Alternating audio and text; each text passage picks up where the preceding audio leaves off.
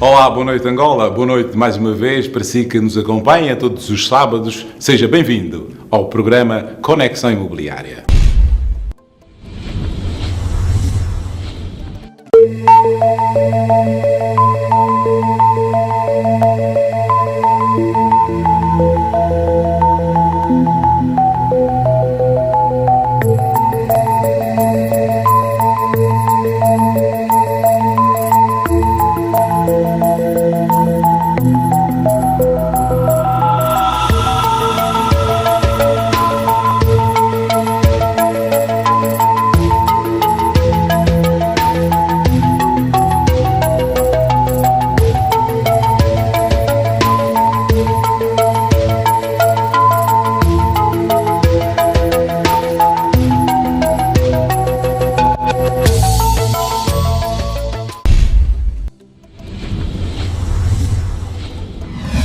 Hoje, por causa das solicitações que tivemos na rubrica Conexão, vamos repetir essa entrevista que tivemos com o Dr. Pedro Cristóvão, da empresa EGTI, Empresas de Terrenos Infraestruturados de Angola. Acompanhem-nos. Boa noite, caros telespectadores, sejam bem-vindos ao nosso programa Conexão Imobiliária. Vamos agora passar ao quadro Conexão. Aqui temos uma entrevista muito especial com o Dr. Pedro Cristóvão, da empresa EGTI EP, Empresa de Gestão de Terrenos Infraestruturados de Angola. Dr. Pedro, como está? Tudo bem? Muito obrigado.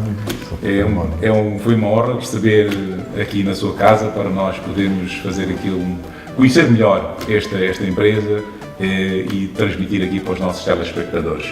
Eu queria começar aqui com uma pergunta simples. A EGTI, como é que ela foi criada e quando é que nasceu essa ideia? É uma empresa privada, uma empresa pública? O que é que nos pode transmitir aqui sobre esta empresa? A EGTI é uma empresa pública e ela foi constituída, foi criada em 2015, ao abrigo do Decreto Presidencial 58/15 de 5 de março. E a ideia da EGTI nasce do que é conhecido de forma pública, nasceu de uma observação que o Presidente da República, na altura, Engenheiro José Eduardo dos Santos, refletiu quando visitou a cidade do Quilamba, onde orientou que estava a ser criada uma empresa pública para se fazer a comercialização dos terrenos, no caso do Quilamba, a exemplo das outras cidades que estão a ser construídas ao abrigo do Programa Nacional de Urbanismo e Habitação. Mas estas não têm nada a ver com as centralidades, é um projeto totalmente diferente. É um projeto diferente, mas incide sobre o mesmo espaço, porque as áreas onde estão a ser construídas, onde foram já construídas as primeiras fases das centralidades, todas elas fazem parte de reservas fundiárias constituídas. E sempre foi ideia do Executivo lançar um lado para a parte pública e deixar os terrenos reservados para o investimento privado, porque na verdade quem faz crescer uma cidade não é tanto o setor público, mas sim o setor privado. Por isso é que temos a gestão dos terrenos do foral da cidade do Quilamba, segregado dos programas do Programa Nacional de Urbanismo e Habitação para as edificações que foram feitas. Mas este programa da EGTI, portanto, são terrenos de domínio público que estão a ser preparados, estão a ser infraestruturados para ser adquiridos pelo cidadão. Exatamente. Só ressaltar que a nossa gestão não se cinge só aos terrenos do domínio público, mas sim aos terrenos do domínio privado do Estado, que é estes que se tornam concedíveis para então se poder fazer negócio com os privados. Como é que está organizado à própria estrutura da EGTI em termos de trabalho, em termos de atividade para servir a população? A EGTI é uma empresa que foi estruturada com o mínimo necessário de funcionamento e ela está apostada em técnicos nacionais, jovens e capacitados para desempenhar essa atividade. Tanto é que até o momento nós temos tido um trabalho tanto na fase de recepção de pedidos como a fase de negociação e mesmo para concluir os negócios por via de escritura pública de uma forma célere e satisfatória para todos os nossos clientes. Como é que a EGTI está a promover este projeto no país todo? A estratégia de promoção da EGTI parte do princípio da comunicação, do veículo de comunicação, em que o primeiro passo foi a apresentação pública feita a 5 de dezembro de 2017 e tem-se chamado algumas associações promotoras, alguns bancos, instituições financeiras da banca, para que venham à nossa empresa e conheçam os nossos produtos. E, de certa forma, também temos divulgado um pouco a nossa atividade, onde nós temos a nossa gestão, concretamente na cidade do Quilamba, na cidade de Sequel e na área residencial do Camama, onde na cidade de Sequel e do Quilamba, para além de termos as placas de anunciação da empresa, temos os nossos stands para recepcionar quem queira que seja e possa ter a informação. Já no Camama temos a estrutura de termos outdoors à volta da própria área para que o cidadão possa tomar conhecimento da existência da empresa e ela aos contactos quando querendo saber mais, temos o nosso site que está disponível ou pode acorrer aos nossos serviços, que nós temos uma área de marketing que está pronta para receber os clientes ou promotores interessados. E como é que têm sido as entidades, como acabou de citar agora, bancos e associações, empresas de promoção, de promotores imobiliários no geral, não é? Como é que tem sido essa adesão? Tem havido uma participação, tem havido solicitações? Acha que o mercado, nesta fase em que nós estamos a atravessar, eles querem aceder a estes terrenos? Para questão de princípio, realmente temos tido muita solicitação. Nós já só de solicitações desde 2017, março, que foi a altura em que nos foram afetados os terrenos para a nossa gestão, até o momento nós contamos com mais de 500 pedidos.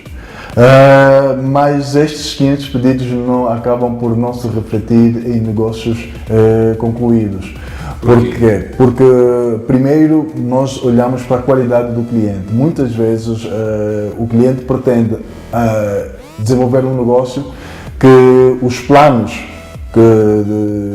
urbanísticos ou os instrumentos de ordenamento do território que foram constituídos para essas áreas não permitem.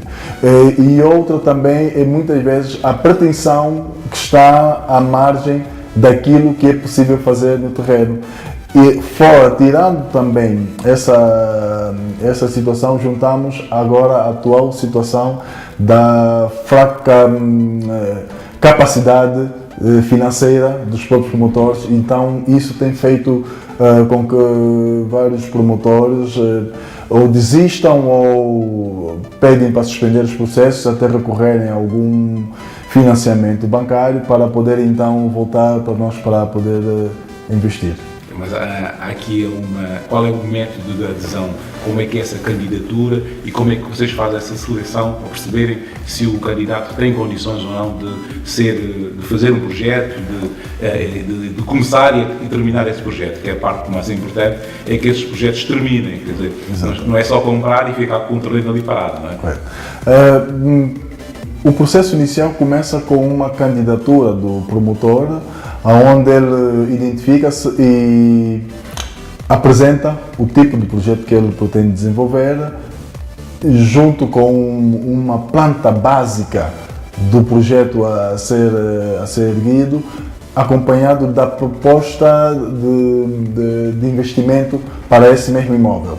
Mas ele apresentar uma planta básica daquilo que quer fazer, tem que ainda visitar o terreno, conhecer o espaço onde vai desenvolver o projeto. Não necessariamente, porque, repare, vamos olhar para um exemplo concreto. Certo. A cidade do Quilamba tem um plano de urbanização aprovado, que este plano estabelece o uso dos solos e as cercas a serem construídas para as mais variadas áreas. Então estamos a falar de terrenos que já têm um plano diretor aprovado pela administração local e que pode ser implementado estes projetos. Sim, a EGTI, no âmbito da sua atuação, ela vai fazer em total e estrito cumprimento com o que estabelecem as normas sobre direitos fundiários e ordenamento do território.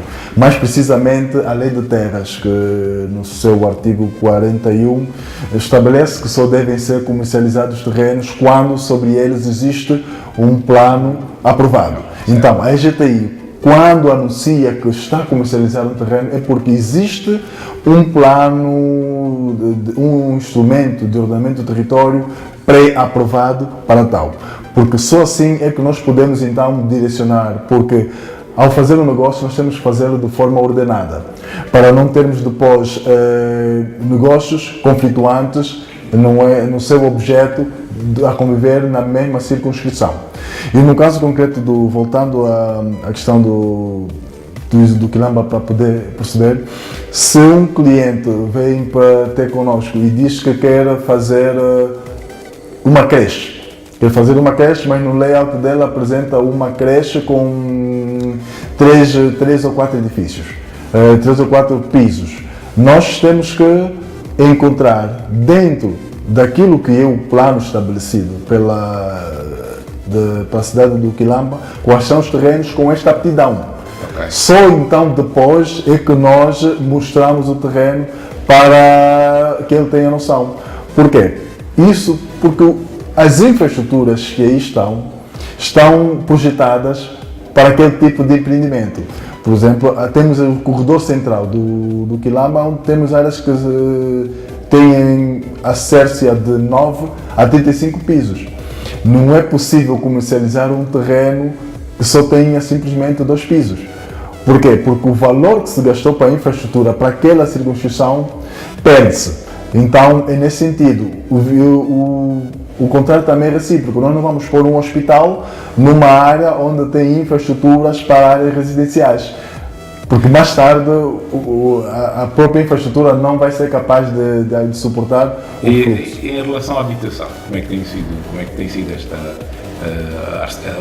os candidatos que têm aparecido a nível de projetos habitacionais? Bom, a nível de projetos habitacionais, os candidatos são muito poucos.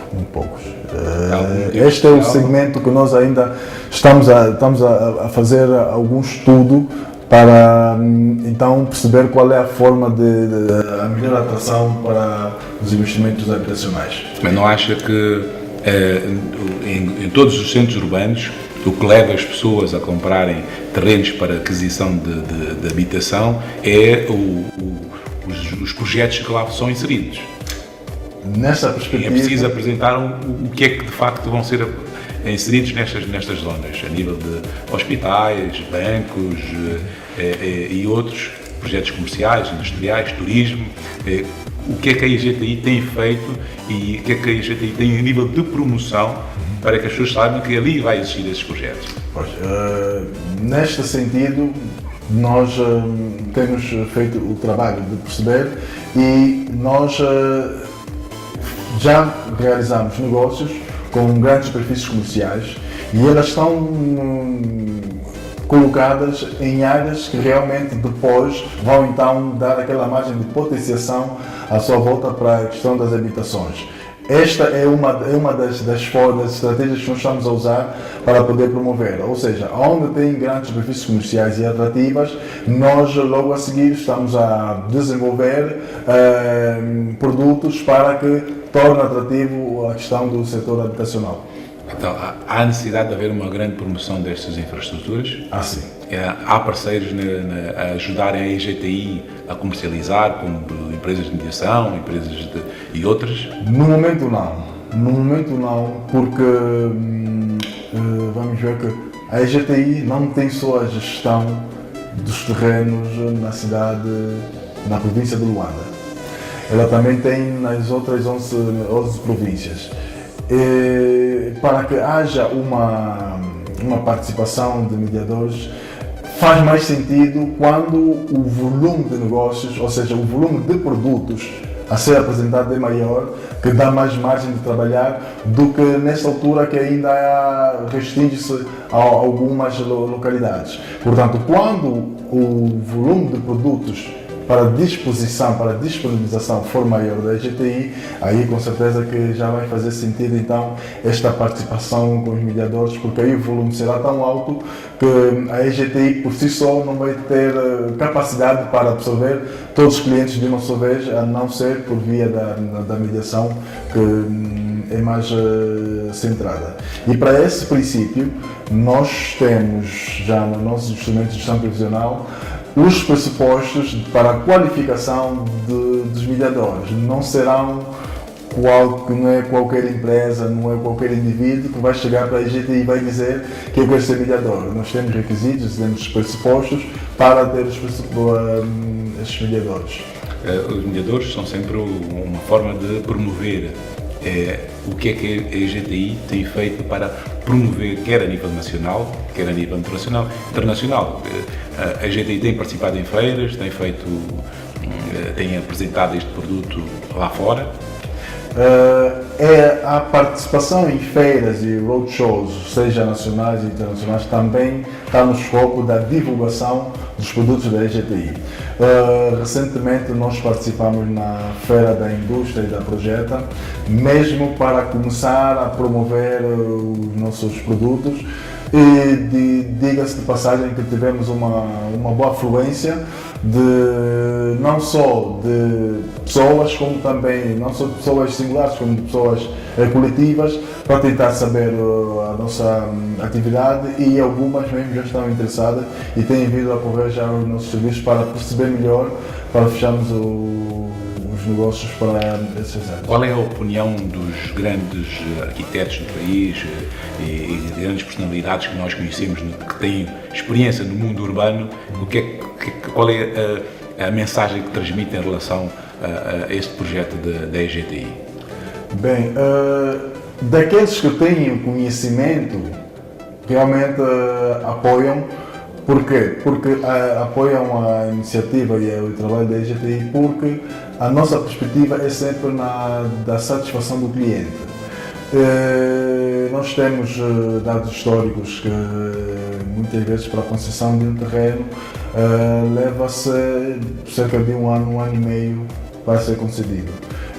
Em relação à EGTI, isso já não se põe, porque partimos do princípio que os terrenos sob gestão da EGTI estão livres de ônus e encargos, e a nossa gestão está de certa forma centrada para que rapidamente nós possamos fazer todo o serviço até chegar à conclusão do negócio num mais curto espaço de tempo, nem que for a um mês. Só vai depender depois da disponibilidade ou daquilo que é a disposição do próprio promotor para se fechar o negócio.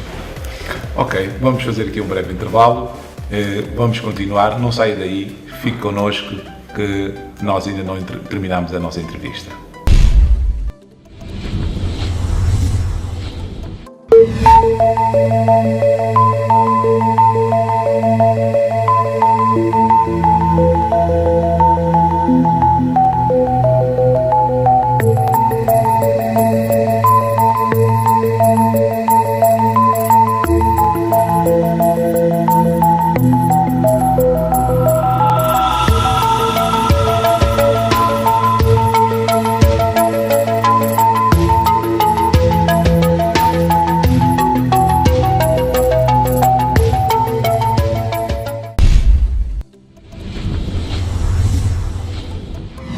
Estamos de volta aqui à entrevista com o Dr. Pedro Cristóvão.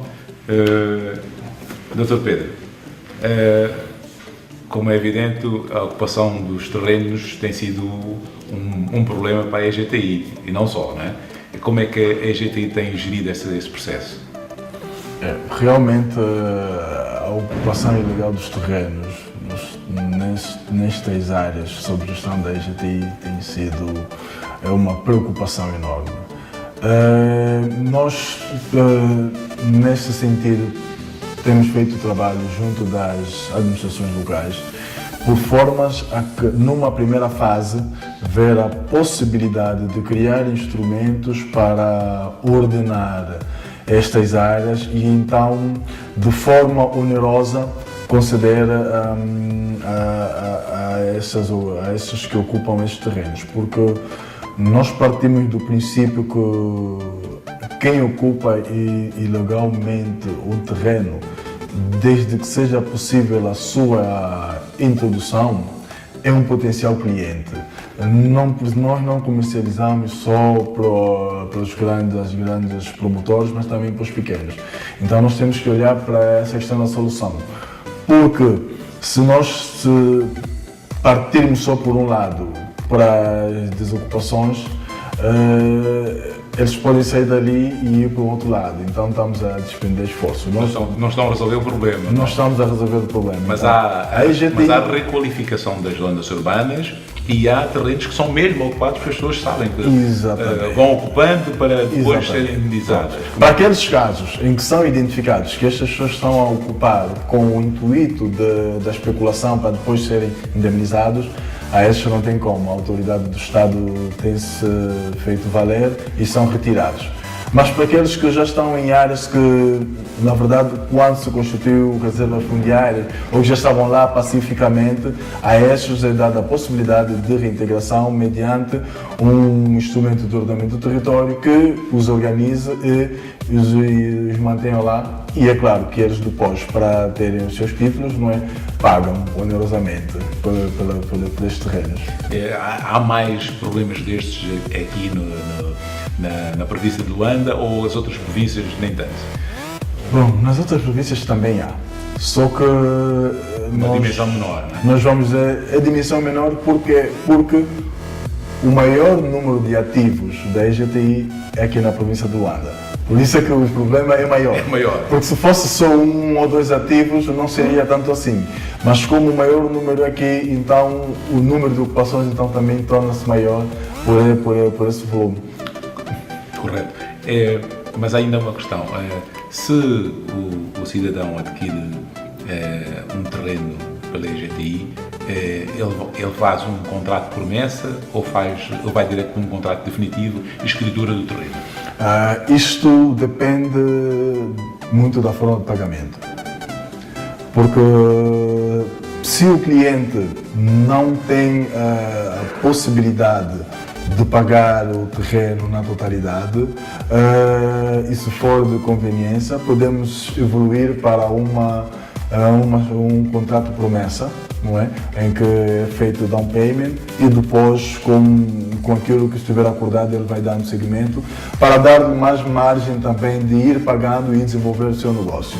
Se o cliente tem a pretensão de fechar o negócio em definitivo, então nós celebramos a escritura pública e fazemos o registro predial, tanto numa, que é o registro, na questão do contrato de promessa, que é o registro provisório, na Conservatória de Registro Predial, ou quando tem a escritura definitiva, então também tem o registro definitivo. Isso vai depender muito da possibilidade do próprio promotor. Então podemos aqui já conhecer, para os nossos telespectadores perceberem quais são os modelos de aquisição e quais são os que já têm realizado, que têm praticado. Pode ser feita uma aquisição por prestações, pode ser adquirido na totalidade. Não estamos a falar de renda resolúvel, não estamos a falar de leasing, mas estamos a falar de uma condição especial para as pessoas comprarem. Exatamente. Para além destas que estamos a falar, na verdade, de formas de contrato e modalidade de pagamento, nós também temos 3 formas de negócios. Nós podemos fazer a comercialização direta, que foi no caso essa que nós soltamos, pode ser a comercialização por parceria público-privada ou muitas vezes a comercialização por participação, que entretanto, parte-se com o pressuposto de que muitas vezes o cliente não tem as condições financeiras necessárias para adquirir o terreno, mas o próprio cliente em si é uma entidade que tem meios para desenvolver infraestruturas. E a EGTI, dos seus objetos de destino das suas receitas é o de replicar as infraestruturas nas outras áreas onde não tem. Vês que nós temos a gestão de todos os terrenos, mas nem todos eles estão em condições de ser comercializados, porque a EGTI só os pode comercializar quando eles estiverem dotados de infraestruturas e quando eles tiverem os instrumentos de ordenamento de território aprovado. E muitas vezes nós temos áreas que precisam de ter infraestruturas, mas às vezes o promotor não tem condições de pagar na totalidade. Então, na forma da participação, ele pode desenvolver a infraestrutura, depois é muito bem estudado o valor do investimento e pode ser então depois dotado de um terreno infraestruturado para ele poder desenvolver o seu negócio. Nós estamos na perspectiva de olhar todas as formas possíveis de se fazer negócio sem que a EGTI perca o seu objeto principal, que é o de contribuir no desenvolvimento e expansão das cidades urbanas e dos centros rurais, tal como estabelece o seu estatuto orgânico. Quem são os maiores clientes da EGTI? Bom, neste momento os maiores clientes são as grandes superfícies comerciais. E tem algumas referências que são nomes importantes que é para as pessoas poderem adquirir e fazer investimento à volta dessas grandes empresas, não é? Bem, tendo em conta que nós estamos presos ao contrato de confidencialidade, eu só posso dizer que as grandes superfícies comerciais estão já fizeram negócios com a EGTI. Falamos do Quilamba e do Sequela, não é? Quilamba, Sequela, mesmo na cidade, na área residencial de Camama também, que já temos negócios feitos, portanto, isso há bom tempo os cidadãos vão ter conhecimento, porque como já sabem que são terrenos sob gestão da EGTI, então perceberão. E as outras províncias? Estamos aqui a falar de Luanda e as outras províncias, o que é que está a ser feito nesse momento? Bem, as outras províncias, dado o próprio caráter da sua extinção, muitas vezes que nós temos a nossa sede aqui em Luanda, ainda não temos as nossas representações provinciais representadas, nós, nas províncias, estamos aí na altura de fazermos a due diligence, que é o procedimento primordial e normal que a EGTI faz quando lhe é afeta os terrenos por diploma específico. Essa due diligence ela é contemplada, ela engloba a análise técnica, que é para saber o nível de infraestrutura de que esta área é servida, e do ponto de vista jurídico, para saber o nível de instrumentos de ordenamento do território que estão já criados e publicados. Porque só com estas duas condições é que nós então podemos fazer a dita valorização passiva e então aí criar os produtos. Concomitantemente a isso, nós fazemos sempre o estudo do mercado a nível daquilo que é o modus operandi e a forma da economia da própria província. Porque a forma de fazer negócios em Luanda não será igual à forma de fazer negócios em Benguela e nem no Amiba, porque temos pressupostos econômicos diferentes. Então, nesta situação, a EGTI vai conhecer o fundo de desenvolvimento destas províncias para poder desenvolver produtos que estejam na mesma senda que os... Mas já temos algumas províncias que neste momento em atividade. Então, tem alguma província que já esteja pelo menos quase em fase de ser apresentada, não? Já sim. Nós podemos avançar basicamente no Huambo. Temos a centralidade de Loçambo, que já temos a due diligence quase ao fim e pronto a preparar os produtos. O mesmo estamos a tratar em Benguela, na província de Benguela, e vamos desenvolvendo a cada província no mínimo 1 ou 2 ativos para podermos... Agora, a parte mais importante, que as pessoas querem lá em casa saber, Sim. Os preços que são praticados neste terrenos da EGTI. Sim, Uma qual é a ideia. pergunta exata? Quanto custa o metro quadrado de um terreno para habitação ou para um promotor imobiliário para fazer investimento? Qual é a política de preço para a EGTI? Exatamente. É melhor falar pela política de preços, porque dizer os preços é como se fosse dizer uma tabela que é para todos, e é diferente. Mesmo já está a ser anunciado alguns projetos, portanto Sim. já existem preços. Sim, mesmo... O Quilamba e o Sequel já têm preços. Já sim. Mesmo em Luanda, os preços são diferentes. Por quê? Porque eles estão muito relacionados ao custo de infraestruturas. E nós, quando falamos na questão do custo de infraestruturas, não falamos só do custo, nós também olhamos para aquilo que é a qualidade das infraestruturas. Temos tido alguma resposta de surpresa de muitos promotores, muitas vezes os preços do Quilamba, do Sequel e da área residencial de Camama, porque pressupõe-se que deveriam ser menores, mas nós temos que ter em conta que o nível de infraestruturas que aí está e o custo não podem ser descurados na formação do preço. Estamos a falar de quanto, Dr. Pedro? Em média, na cidade do Sequel, estamos a falar na altura de $90, mas isso não é indexado ao dólar, é que é a referência de que o Estado pagou para essas infraestruturas. Mas claro que o pagamento é feito sempre em kwanzas, não é, ao câmbio do dia. Porque Estamos a falar de terrenos para habitação. Exatamente, aí são segmentos diferentes. Nós estamos a falar da média, mas temos que ver que quem faz um negócio para habitação tem um pressuposto diferente de quem faz para uma área comercial ou uma área de serviços. E nós... Mas ainda assim, se já existe uma tabela anunciada, se já há candidatos a adquirir, que valores é que está a ser praticado? Só para as pessoas terem uma noção. Exatamente. Quanto é que se está a pagar no mercado? Mas a própria... Nós não avançamos com este valor. Porquê? Porque depende do negócio, depende daquilo que pretende fazer.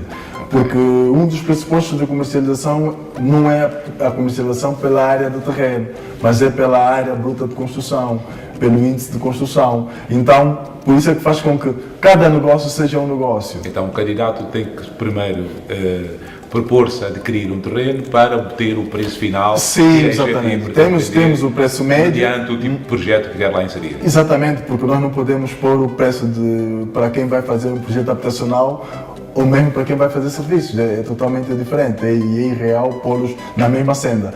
Por isso é que nós, para cada caso concreto, nós temos que fazê-lo, porque, repare, muitas vezes a pessoa quer fazer um empreendimento e está no corredor central, o outro está na zona periférica, há um que está frente a uma avenida. Todos estes são índices, exatamente. Mediante o projeto. Exatamente. Então, isso tem muito a ver com estes pressupostos todos para poder definir o preço final. Ok. Muito obrigado, Dr. Pedro Cristóvão.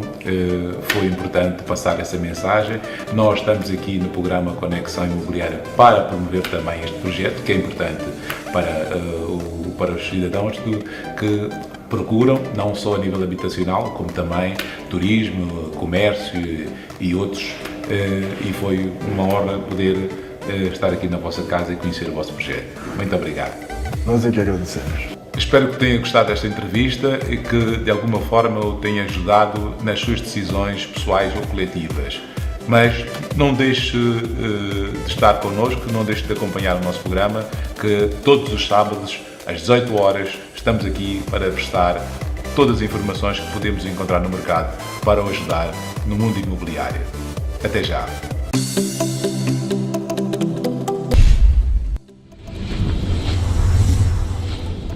Espero que tenha gostado da entrevista que tivemos com o Dr. Pedro Cristóvão. Já sabe que pode enviar-nos as suas sugestões ou críticas para o nosso contacto, quer do e-mail, quer do Facebook. E assim vamos passar ao próximo quadro.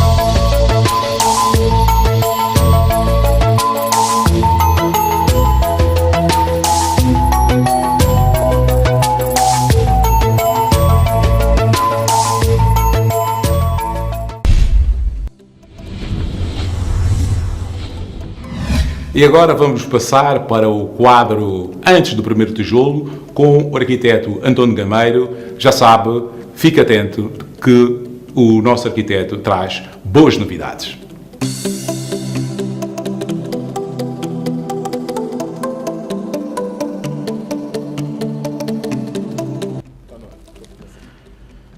Boa noite. O programa hoje dedica-se fundamentalmente às coberturas. Muitas pessoas dizem de forma errada o telhado, e muitas vezes a cobertura não é de telha, né? E estamos a chamar-lhe de telhado. Mas pronto, vamos falar da cobertura. Eu gostaria de dizer que é uma das partes que apresenta maiores desafios. Se não tivermos cuidado na altura da elaboração, pode também apresentar maiores custos e também maiores problemas, é claro. Mas os problemas da cobertura começam de baixo. Ou seja, se um terreno estiver fora da esquadria, é um problema para a construção na sua generalidade. O outro é qual é o preço do material que vai servir de suporte para o tipo de cobertura que nós queremos. Vamos começar pela telha. Normalmente, qual é o preço da madeira e qual é o preço da telha?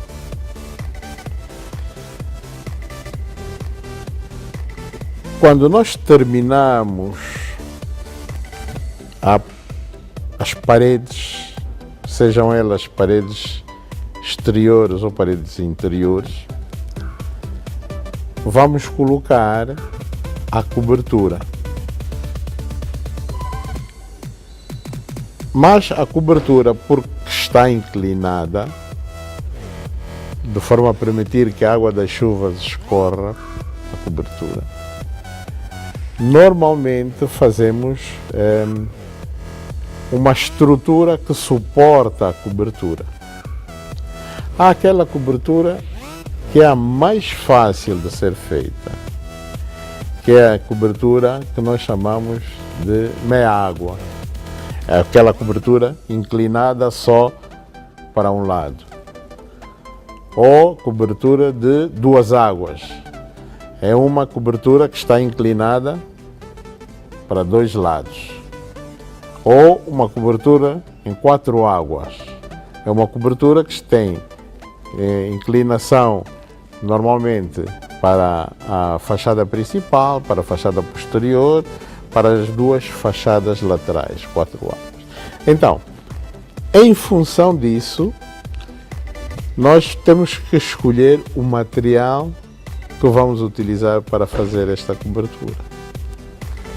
E existem coberturas que têm mais do que 4 águas, que têm, digamos, posicionamentos diferentes. Enfim, existe uma gama muito grande de formas de fazer, de cobrir uma casa. Então,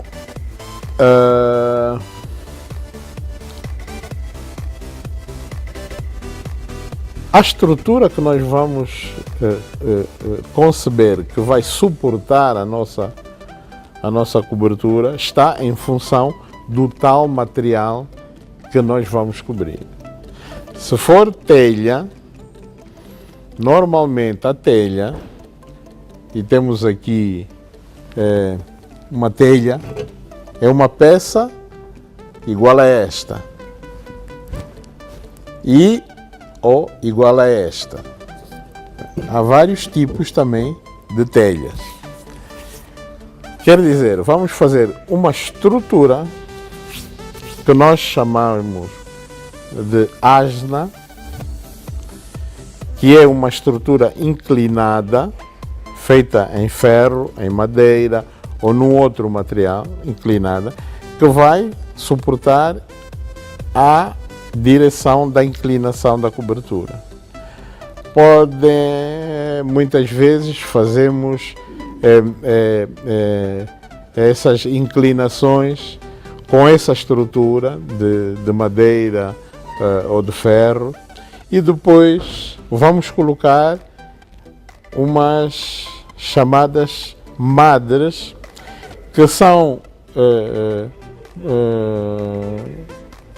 ripas de madeira ou mesmo ferros quadrados, que vão ter uma distância, né, de não superior à da telha, que vai suportar o posicionamento da telha, porque a telha tem peças, né, que vão assentar nessas madres de ferro ou de madeira de forma sequencial, e depois vêm então as telhas umas em cima das outras.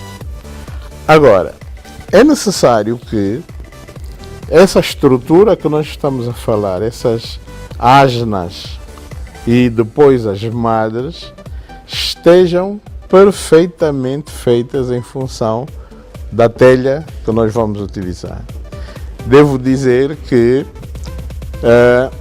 a cobertura em telha é uma cobertura que tem que ser muito bem feita, sobretudo as distâncias das madres que vão suportar essas telhas por causa da sua distância.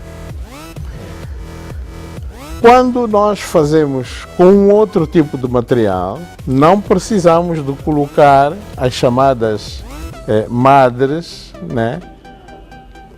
Mas temos que colocar determinadas ripas de madeira ou de ferro numa distância tal para suportar, por exemplo, uma chapa de zinco. E há vários tipos de chapas que nós podemos encontrar no mercado. Portanto, a cobertura é extremamente importante, sobretudo a forma como depois nós vamos terminar esta peça. Já vimos que pode ser em meia água, 2 águas, 4 águas ou mais águas, de diferentes alturas, né, em função do projeto que nós elaboramos. Já vimos também que Hoje há uma grande tendência para se fazer também, em função do projeto, uma laje de cobertura. Uma laje de cobertura é, sobretudo, uma placa que nós colocamos em cima da casa, muitas vezes porque pretendemos que utilizar esta parte de cima da casa.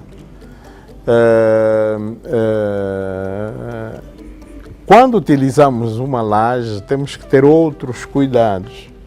Temos que, para além de fazer essa laje, que no próximo programa vou explicar com algum pormenor esta cobertura em placa, porque existem várias formas de se fazer essa placa, sobretudo quando utilizamos esta placa para depois nela fazermos um terraço, etc, etc. Depois no próximo programa eu vou explicar isso com mais pormenor.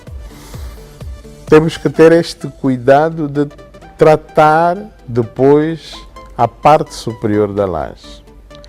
Quando não utilizamos a laje e deixamos que ela seja o elemento de cobertura, é necessário ter um tratamento na laje, de forma que as águas das chuvas não penetrem na laje. Para isso tem que se utilizar um impermeabilizante. É um material que impermeabiliza a laje para não deixar que a umidade e as águas penetrem na laje e depois penetrem na casa. E utilizamos vários tipos de material, portanto é necessário ter também este cuidado. Mas esta é uma informação que no próximo programa eu vou explicar com mais pormenor. Vamos dar alguns exemplos também de essas lajes de cobertura. Por outro lado, há muitas pessoas que também utilizam na cobertura um tanque de água. Já é comum.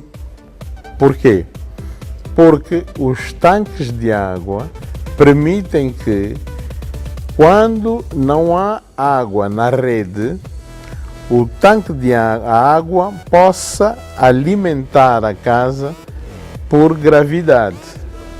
Portanto, também é um outro,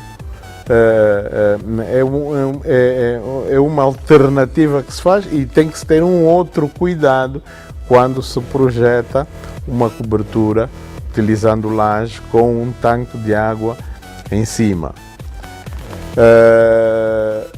Eu estava a dizer que há necessidade de termos alguns cuidados, porque a laje, a cobertura, muitas vezes ela é feita com sustentação das asnas, que vão normalmente das esquinas da casa para um ponto central, né? E depois deste ponto central para outra esquina. E está em função do número de inclinações, o chamado número de águas que vamos ter. Portanto, é um cuidado muito importante que nós temos que ter para que a cobertura não fique desfasada em relação às paredes. Portanto, muita atenção, porque os problemas que pudermos encontrar ao querermos realizar a cobertura podem vir já de baixo. A questão da esquadria das paredes, a questão da inclinação das paredes, a verticalidade das paredes, a necessidade que temos de, em função do material utilizado, que o peso que ele vai suportar e a estrutura nas paredes. Portanto, tudo isso tem que estar perfeitamente contabilizado para que não tenhamos problemas a posteriori. no próximo programa, com alguns pormenores, vamos falar das coberturas, explicando ainda melhor a questão das asnas, das madres, das coberturas com placa, etc, etc. Até lá, muito boa noite.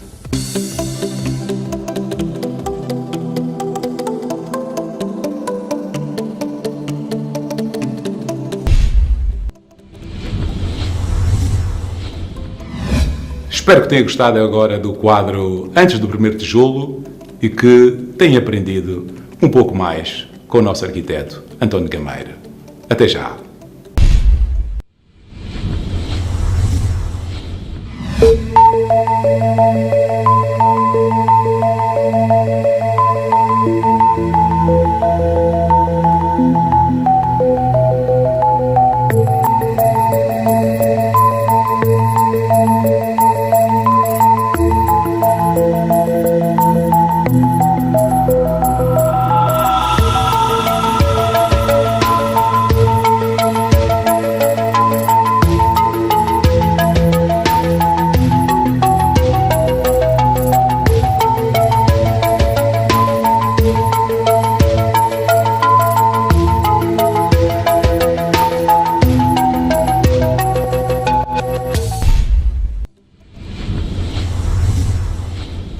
Bem-vindo ao quadro Mundo Imobiliário. Hoje vamos falar sobre a importância do promotor imobiliário em Angola. O promotor imobiliário é a pessoa singular ou coletiva, que pode ser pública ou privada, que direta ou indiretamente decide, impulsiona, programa, dirige, financia com capitais próprios ou alheios, projetos de construção e reconstrução para seu uso próprio ou para aquisição a qualquer título.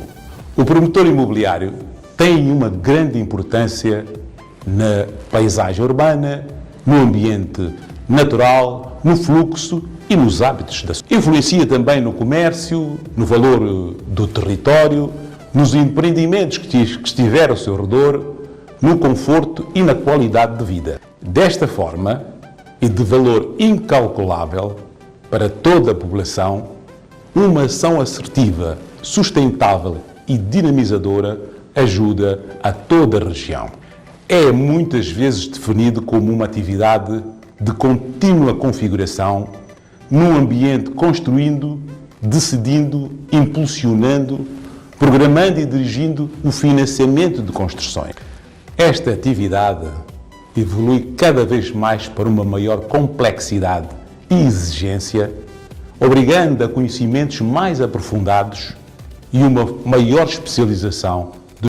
Estes têm como tarefa assegurar um seguimento de todo o processo, a sua correta execução dentro do orçamento e o calendário bem definido. E assim podemos concluir que a promoção, essencialmente a privada, tem como objetivo o lucro financeiro, essencialmente nas áreas de mercado de residencial, escritórios, comércio e turismo. Espero que tenha entendido sobre a figura do promotor imobiliário. Na próxima semana iremos falar sobre o avaliador imobiliário. Fique connosco, mantenha-se connosco nas próximas edições.